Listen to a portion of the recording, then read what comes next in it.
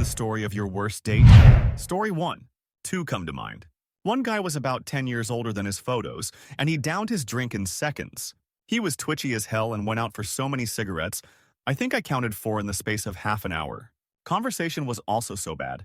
When we talked about books and I told him I like to read Orwell, he said, "Oh my god, a girl that likes good literature, you're so perfect." Gross. Number 2 was so clingy.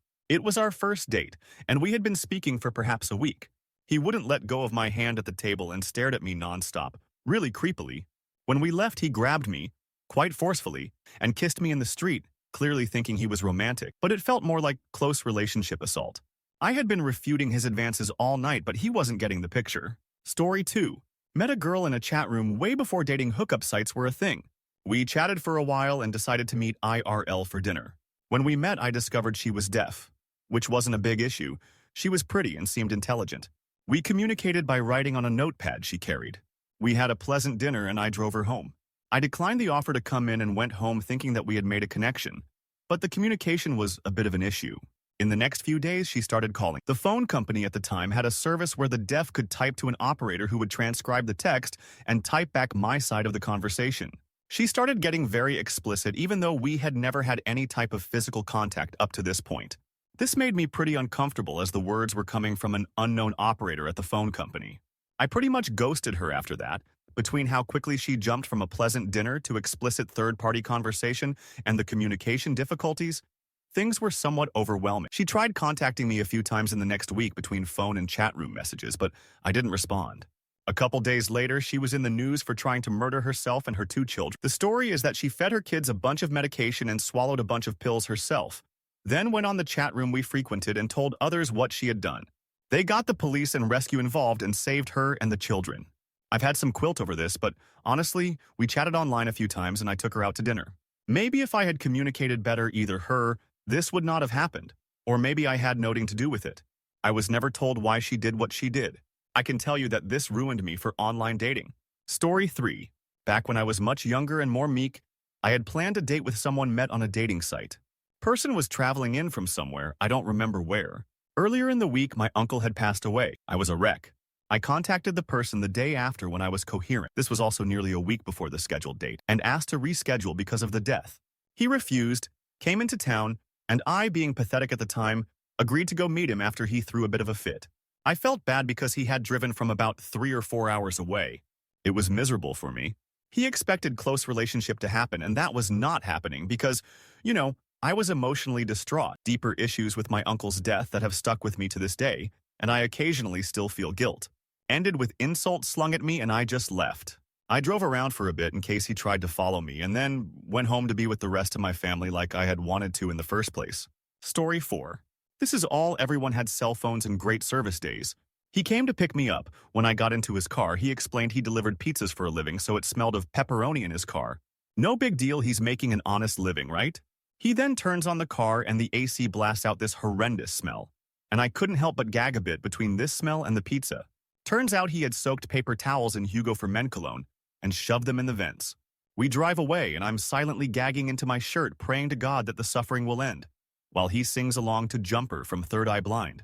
The plan was to get some ice cream, but instead he pulls into a parking lot with a snow cone shack and tells me I can choose any flavor I want. So lucky! Turns out his buddy owns the thing, and they sit and chat for what seems like an eternity. We eventually get our flavored ice and get back into the car. I tell him I'm ready to go home, but he tells me there's something super special he had planned, and to please let him follow through and make up the crappy move with his buddy. We drive up the canyon and he parks. I am positive I am going to be the next missing person on the news at this. In all odds, I hope if I just appease him, he'll play nice and I'll survive. We get out of the car and he walks me to the edge of the area and pulls out a bench from the bushes. A full-on bench, people. He explains he stashed it there earlier so that we could enjoy the sunset comfortably. I sit down as far away as possible and he just keeps scooting closer and closer until I literally fall off the bench. I tell him I'm not feeling well and that I should go home. As we drive back down the canyon, he asks me how soon I'd like to get married. To him, I told him I was 19 and had no intentions of marrying anyone anytime soon. At this point, he stops talking to me completely. We make it back to my house and he walks me to the door. I thank him for the night and shakily am trying to get inside as quickly as possible.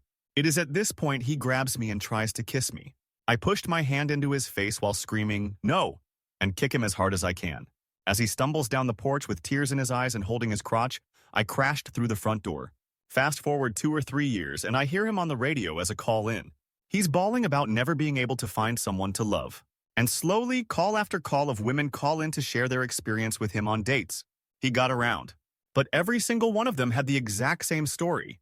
He legit thought that if he played this date out enough times, he'd find a wife. Story 5. We only had a coffee and talked for about 20 minutes. At the end of the date, I told him that we weren't a match and that I hoped he'd find someone for him, but that person wasn't me. He then severally stalked me for about 2 weeks until the point that I had to explain him the legal definition of harassment. Finally, it was over. Story 6. Not my date, but a close friend. He brought her to the local rock climbing gym which he frequents. She said she's climbed before and seemed pretty fit. She fell and broke her arm within a half hour of being there. Story 7. I FaceTimed a guy for a quarantine-style date, and he saw that I had multiple ear piercings and was like, "Wow, your parents don't even care? You're kind of a rebel, no? It's my body and I'm an adult, why would they care?" And then proceeded to ask me if I had my ball pierced, and then asked if I was okay with him being a plain Jane, not being covered in tattoos and piercings. And then he asked if I'd ever had close relationship. I said I had to go and blocked his number. Story 8. I trained jujitsu and this dude, 34, who wouldn't stop asking me, 20, out on dates. I didn't know his age and he looked pretty young considering how old he actually was. Anyway, he wouldn't stop asking me out even though I said no multiple times, so I eventually said yes, planning to politely yet firmly reject his offer for a second date. So, night of the date, I show up 5 minutes early, chatting with this really cute bartender while the creep shows up to the date 10 minutes late. I shrug, leaving the bartender and going to a small table with Creepo. He ordered probably 5 or 6 different dishes for the two of us to split, and didn't tough any of it. All he did was drink. He also would only talk about all the money he has and spends on women who want him, and how great of a man he is for making so much money and offering it to women like me and blah blah blah. He kept ignoring anything I said about myself and continuously fished for compliments. I snuck off to the bathroom, called my mom, and did the whole call me back with an emergency and planned my escape. On the way out the door, I slipped the bartender my name and number and successfully managed to flee the scene. Story 9. Before I get to the point, you need the backstory. When I was like in 4th grade, a boy in my class came up to me and used his middle finger to rub the crease in the center of my palm. He said, "Do you know what this is?" "No, this is how aliens have close relationship." "Ew," starts running and screaming. I never thought about that moment or that action again until, fast forward 10 years. I'm working at a summer camp and one of the camp counselors asks me on a date. He was 2 years younger but cute and nice. He picks me up to go see X-Men. We're sitting in the theater and he reaches over. I was really excited because I like holding hands in the theater. But to my dismay, he starts giving me alien close relationship. That memory from elementary school floods back to my memory and I immediately feel grossed out. Obviously not his fault. But he does this the whole movie. Firstly, this movie was very long. And second, I really wanted to see it. So I sit there through almost 3 hours of X-Men and alien close relationship and we can finally... I'm a little annoyed, but he was really nice. So he takes me back home and we make out in the car for a bit. I asked him if he was a virgin, LOL. Because he was kissing me so ferociously that I thought he may have not kissed that many girls. Pretty mean, I know. But I was young and have changed a lot since then. We didn't go on another date. And to be honest, it wasn't a horrible date either. But the alien close relationship has stuck with me forever. Edit. A word. Story 10. The guy helped me to take back my phone stolen by some teenage burglar, so it was kind of a thank you date. In 2 hours, he made comment about Muslim-assisted, Chinese, and Jews. When I told him I didn't want to go on a second date, he asked me if the problem was about him being white. I am woman, by the way. Story 11. He told me he was taking me to a bar for it. I was new to the city and he was going to show me around. Instead, took me to his house. I ripped him a new one. Story 12. Went on a date with a friend. Wasn't really sure about it, but gave it a try. I was totally willing to go half and half on the date, but was told no, and to get whatever I wanted. I got 2 shots of the lowest tier vodka and a chicken dinner, cheapest dinner, and got berated because apparently I was taking advantage by getting expensive stuff. The vodka. I explained that the vodka I got was half price for the hour, and it was only 3A, and that the chicken was only about $5 for the entire. I offered again to pay for half and got yelled at for basically suggesting he couldn't afford it. After we left the restaurant, I got a 20-minute lecture about how greedy and rude I was as a date, blah blah, and then he still somehow expected me to go back to his place and even tried to kiss me. Needless to say, I nicely told him we were much better as friends and I'd pay him back for the date at the bar next time I saw him. Story 13. I was 18. One of my friends set me up on a blind date with a friend of his. Dude had apparently seen me at a party and had asked him to set us up. We went out to dinner, and after the server took our drink order, this guy looked into my eyes and told me that he was really happy I agreed to the date because, and I quote, "I think it's really hot that you're 18 but could pass for 12. He wasn't joking. He also told me, with younger girls, I can only look but not touch. You, I can touch, as he reached for my hand. Hard pass. Fudge number date over, after a whopping 18 minutes. Never spoke to that dude again. That is closely followed by a coffee date where the guy kept putting himself down, talking about how ugly he is, so I'd probably never want to go on a second date. He seemed nice enough, but that was a huge turn-off. An even bigger turn-off is after the date was over, seeing him in my rearview mirror following me in his car. I did 4 quick right turns to see if it was a coincidence or if he was really following me. He was following me, so instead of going home and letting Stalker McGee learn where I live, I drove directly to a police substation. When he saw me put my blinker on to turn into the parking lot, he did a U-turn in the middle of the road and drove away. Texted me for about a month, throwing an epic fit about how I owed him a second date. Nope. Story 14. Alright, I will try to keep a long story short. We were going to the movies, but she got a call from her sister of some sort of emergency. I should have left, but she asked me to come along and we could go to the movies after. Big mistake. We get to her place, and it is absolutely horrific. The most disgusting hoarder trash hole I had ever seen. Why someone needs that many Berenstein Bears books is beyond me. I immediately called an Uber, which was like 15 minutes out. Next thing I know, her sister runs across the hall completely and screaming. The date calls her mother, who comes home from work. The first thing the mother does is start screaming that the neighbors threw away some roofing tiles in the dumpster out back after she gave them to the neighbors a year ago, and how rude it was. She begins pulling these disgusting, tattered, and totally unusable tiles out of the garbage and saying to my date, "Why doesn't your boyfriend help?" As an aside, this mom smelled like old cat litter and looked like the crazy mom off of the Goonies. While all of this went on, the daughter was still and running around screaming. I hoped out of there just in time for a priest to come in and bless the sister in the house. Nothing will ever top this worst date for me. Story 15. These were 3 consecutive dates with 3 different people.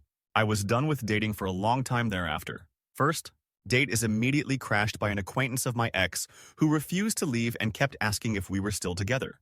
This guy stayed for nearly an hour. Dusra. Moments after date arrives, we are joined by a drunken man with a coffee cup filled with rum. He asks if she is interested in having some fun, playing a game 3. We met in a remote area of a park for a picnic. Well-known local creep comes crashing through the bushes, pops a squat with us, and forces us to. Story 16. First date. After an excruciatingly long car ride, listening to him discuss his love of clubs and bottle service, we get the restaurant he refers to as enough of a hole in the way for a girl like me. After ordering, he says he needs to check his bank account, followed by him telling me to cover dinner. I'm fine with paying, I usually do, just maybe ask politely. Then he, and only him, spoke the rest of the dinner, explaining how the Earth is flat and he is going to be a senator on Mars in 10 years, so any woman who seriously dates him will need to be supportive. Afterwards, since he drove, he dragged me to a club. Upon him uttering, "This is going so well," I explained to him that it, in fact, was not given that I had yet to even have the chance to speak. He then asked him to list examples. After saying this was the worst date I ever experienced, he sat down next to me and asks, "So we can be friends who possibly become more?" I promptly called an Uber. He texted me asking me on a date every day for a week straight until I finally blocked the number. Story 17.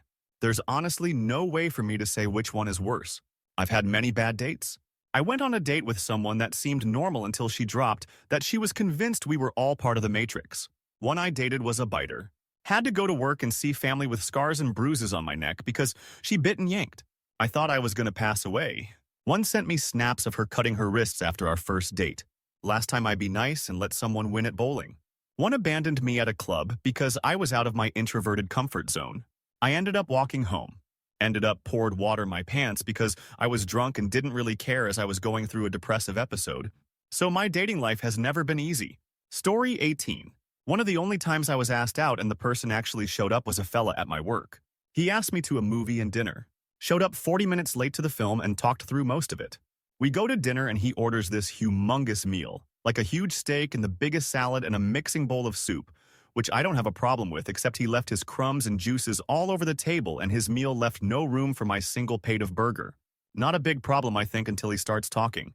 We start jabbing about our lives and he turns it into a full-on therapy session. This is why his life sucks and his childhood sucked, and he has a kid and he has no money and he feels really fat and problems and issues, etc., etc. Also, he kept sticking his steak point down his throat in order to lick all the juices off, which was really unnerving. I spent dinner giving him common sense advice and small things I've learned to, which he would always respond, "Wow, you're so amazing. I've never met a girl like you." And then turning really close relationship when I told him it probably wouldn't work and that I'd like to just be friends. Saw him around work and he would keep up the flirtatious thing until the day he came by and was so drowning in self-pity that he wouldn't even listen to any. Got rid of that friendship fast. That date still leaves a bad taste in empty mouth. The things he told. Some things you don't say in a first date. Story 19. Option 1. Back in college, I was renting a house with two guys. They were dating two girls in a three-person house and kept going on about how the third girl was always saying how she wanted to lose her virginity and how, if we were all paired up, it would be great. I had just gotten out of back-to-back poor relationships, so was not interested, but my flatmates and their dates kept badgering me about it. So I agreed that we would all go somewhere nice and neutral and I would meet the girl. No guarantees on anything else. We got there, she took one look at me and proclaimed that she had decided to remain a virgin and just walked back out. Option 2. Years later, I was planning a second date with a woman I quite liked and asked her if she wanted to go to an art gallery and then out for a meal. We ended up going to a rather famous gallery in London that was doing an exhibit on Dali and a few others. It sounded like a great idea. We go look at stupid pictures of melting clocks and then laugh about it over food. Except Dali also had a lot of weird fetish work. Apparently he was heavily into literal objectification, as in women as furniture and other objects. It was a guided tour, and everyone else there seemed to know and enjoy rather too much what the art was about. By the time we got out of there, the rest of the date was just me trying to explain over and over that I had no idea what it was about before going in. Story 20. Nothing truly terrible as far as a worst date, just more of a dud. I took a woman to an MLB ball game. She was a friend of a friend. She turned out to be the princess-type personality, somewhat immature and spoiled, especially for her age, 35. She made small snide remarks, such as we should have parked valet instead of parking in the stadium lot. She remarked our seats sucked because they weren't directly behind home plate. Then we ran out of conversation topics after the first inning, and were 8 more innings to go. I should have pulled the plug in the second inning, but we stuck it out the rest of the game. Story 21. I asked my high school crush out on a date. We are out of high school at this point. I told her I'd cook dinner. She says she'd come over at 7 p.m. I cook rainbow trout with all the trimmings. Every ingredient is fresh. Fry fresh corn, mashed my own potatoes, cooked asparagus. It was best meal I ever will make for anyone. She shows up, but she isn't alone. She brought her fiancé with her to sell me on some kind of steak knife selling thing. I was mad, sure, but I was hurt more than I was angry. I kindly told them no and showed them the door. I ate both our dinners. Hated myself after that. I haven't given up on looking for Mrs. Right. Just have to wade through this briar patch of poor. Story 22.